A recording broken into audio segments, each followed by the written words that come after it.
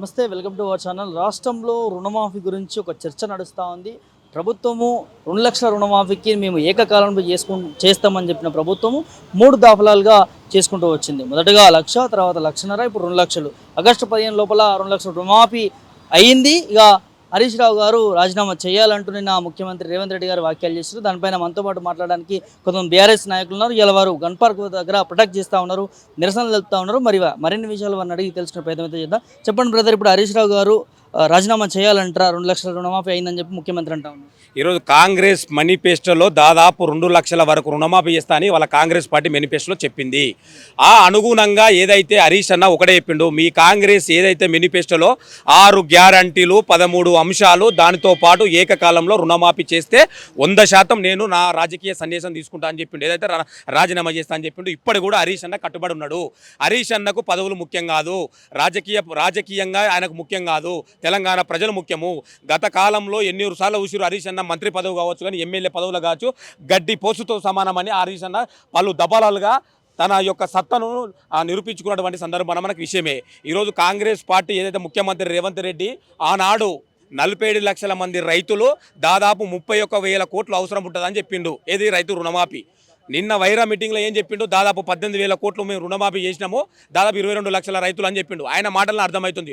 First నువ్వు press meet పెట్టిన దానికి, సెకండ్ ప్రెస్ మీట్ పెట్టిన దానికి రైతులు రుణమాఫీ చేసినావు, హరీష్ రావు రాజీనామా చేయాలని.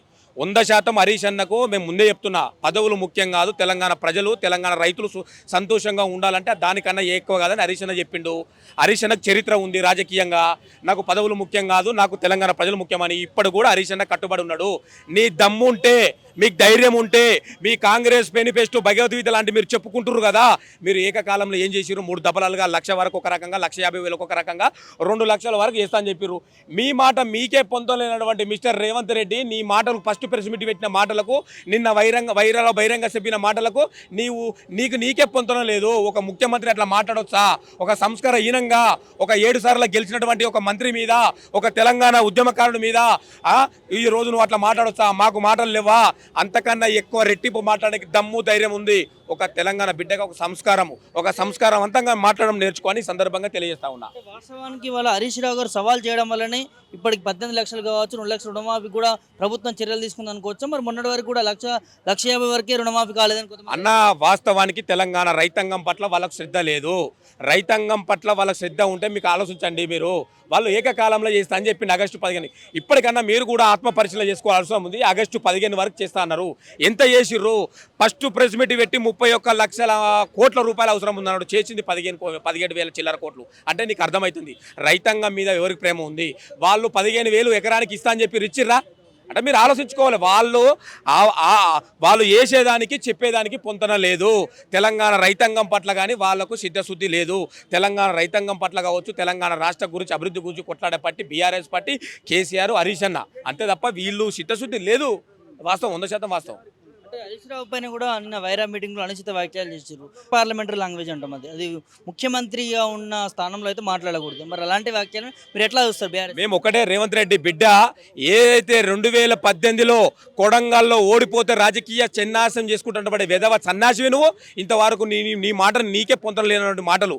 2018లో నువ్వు రాజకీయ చెన్నాశం తీసుకున్నావా? దద్దమ్మ చెప్పు రేవంత్ రెడ్డి మిస్టర్, నువ్వేమనుకుంటా ఉన్నావు? అంటే నీదొకటి వేరేటోళ్ళది ఒకటా?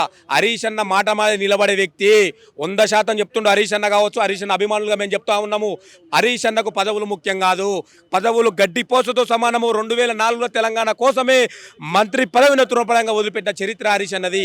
నీ చరిత్ర పదవుల కోసము శవాలను ఎరుక్కున్న చరిత్ర నీది. ఈరోజు మేము సందర్భంగా తెలియజేస్తాము. హరీష్ అన్న నువ్వు అట్టుకుంటే మేము కూడా మాట్లాడతాం.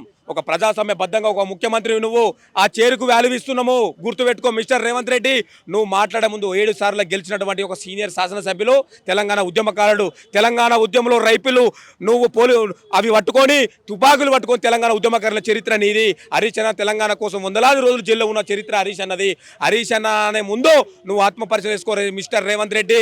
నీ బట్టలు ఉప్పి కొట్టే సందర్భం కూడా వస్తుంది ఒక తెలంగాణ ఉద్యమకారుగా చెప్తున్నాం. గన్ పార్క్ వద్ద అయితే అమరవీరుల స్తూపం దగ్గర నిరసన తెలుపుతా ఉన్నారు. ఏం చెప్తారు ఈ సందర్భంగా? హరీష్ అన్న స్థాయి రేవంత్ రెడ్డి కాదు, జాకుపట్టు సీఎం అండి. తెలంగాణ రాష్ట్రానికి మిస్టర్ రేవంత్ రెడ్డి జాకుపట్టు సీఎం. ఓ కష్టపడ్డ లేడు, తెలంగాణ కోసం పోరాడింది లేదు. కాంగ్రెస్ పార్టీ ఎట్లుంటుందో మీకు తెలిసిన విషయమే. జాక్ పార్టీ సీఎం ఊ అంటే ఫ్లైట్ పోతాడు, ఆ అంటే ఫ్లైట్ పోతాడు. తెలంగాణ ఆయన అన్నాడుగా నిన్న సవారు విసిరిండిగా అమరవీర సూపర్ మేము వస్తున్నాము, నీ దమ్ము ధైర్యం ఉంటే మిస్టర్ రేవంత్ రెడ్డి చర్చకు మేము సిద్ధం ఉన్నాము. తెలంగాణ ఉద్యమకారుగా హరీష్ అన్న స్థాయి నిధి కాదు, హరీష్ అన్న ఒక గొప్ప వ్యక్తి, హరీష్ అన్న స్థాయి నిధి కానే కాదు, అది నీ స్థాయి మేము వస్తున్నాము. నీ దమ్ముంటే నువ్వు ఎంతవరకు చేసినావు రుణమాఫీ చర్చకు మేము సిద్ధమే, దమ్ముంటే రా. మరి ప్రభుత్వం ముఖ్యమంత్రి గారు 2 లక్షల రుణమాఫీ చేసేసినామని మాట్లాడుతూ ఉన్నారు కదా బ్రదర్, మరి మీరేం చెప్తారు? 2 లక్షల వారు రుణమాఫీ చేసిందంటే 47 లక్షల రైతులు 31,000 కోట్లు రుణమాఫీ కావాలి కదా. ఆయన మాటల్లో చెప్పిండు కదా, 31,000 కోట్లు రుణమాఫీకి అవసరమని ఆయనే చెప్పిండు కదా. ఇప్పుడు 18,000 కోట్లు చేసిండు కదా, మరి ఇంకా 20,000 కోట్లు ఎవరు చేయాలి? ఆయన మాటల్లో మీకు స్పష్టంగా అర్థమవుతుంది కదా, చేయలేదన్న విషయం సుస్పష్టంగా ఆయన మాటల్లో అర్థమవుతుంది. నిన్న వైరా మీటింగ్లో 18,000 కోట్లు చేసినాడు, అంతకన్నా మీటింగ్లో 31,000 కోట్లు అవసరం అన్నాడు. ఆయన మాటలకు ఆయనకే పొందం లేదంటే ఎక్కడ అయినట్టు మీరు ఆలోచించుకోవాలి.